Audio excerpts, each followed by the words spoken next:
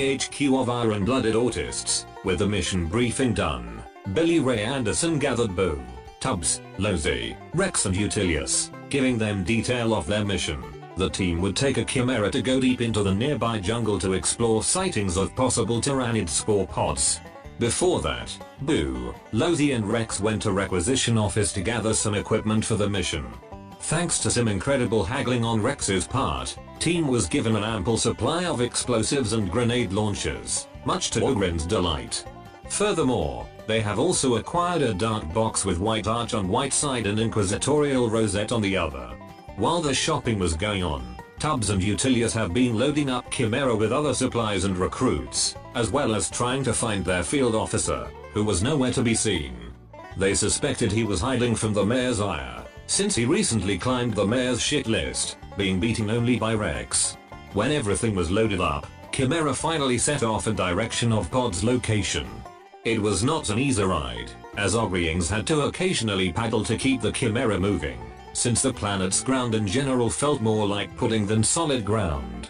Losey kept on top of Chimera, navigating the way. She opened the mysterious box and found an incredible accurate satellite images of the area they were in.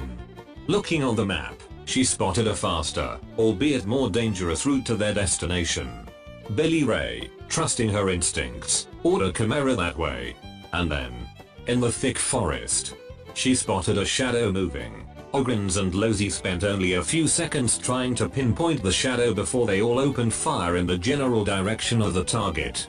Whatever it was humanoid, it was fast, and it was only visible because of the moving foliage. With a lucky shot, Losey managed to put a bullet through its kneecaps, drawing blood.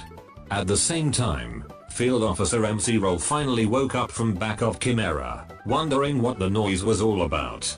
Squad resident Ogrins told him that the target bleed and were very happy about it, since that mean lunch. As the old second rule of Junker 5 went, if it bleeds we can cook it. Torn between just giving up on life and calling the HQ for support, Field Officer MC Roll decided on the latter and immediately regretted his action.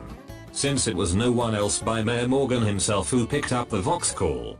Sweating like a grox in the sun, MC Roll relayed the situation, asked for his orders and was momentarily sent to the jungle to hunt to the target alongside Rex. Upon trying to voice a single objection, MC Roll was demoted on the spot by the mayor who gave field command to Boo, but Ogrin has already rushed off with Losey to hunt the target. Following the tracks of blood and shattered leaves, the squad stumbled upon an unexpected discovery. What looked like an Imperial dreadnought stood in a swamp, half sunk into the water and overgrown with reeds, but its metal chassis still shining under the muck. None of the squad could identify the mysterious machine, and people back in the base had no more idea by looking at the video feed. Deciding not to fuck around with the things they don't know, they just tagged the machine and went back to Chimera, returning to their mission. Following the path to the target, which vaguely coincided with the tracks of blood and machine oil left by the mysterious humanoid shadow, iron-blooded Autists found an abandoned village, overgrown and in ruin.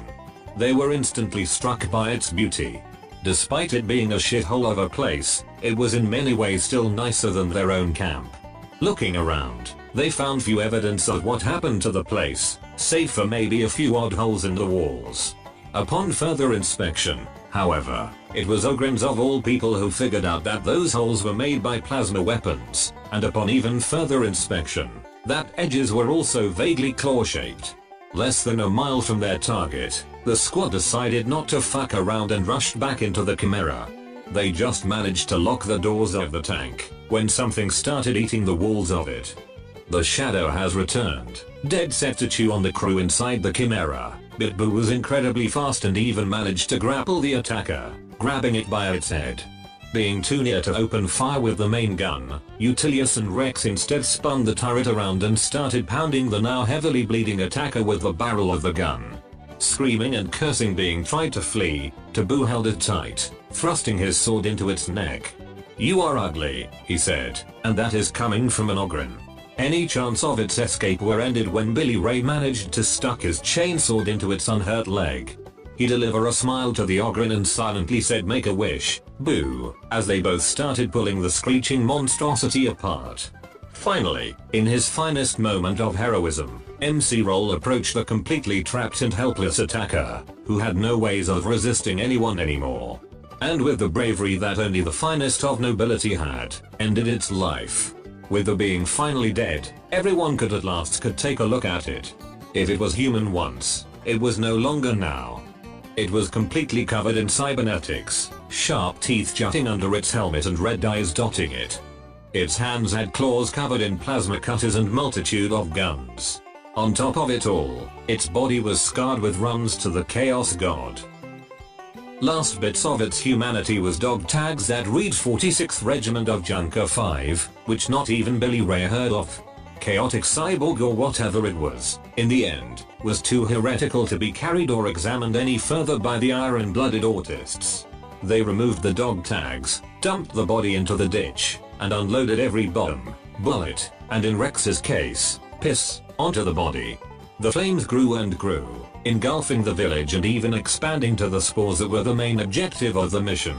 Out of them, sick and malign tyrannids dropped out, with odd cybernetics giving them retarded form and motion. Nothing survived the fire though. Not the village, not the cyborg, not the spore pods or tyrannids inside them. With their mission accomplished with resounding success and zero casualties, Squad returned back home.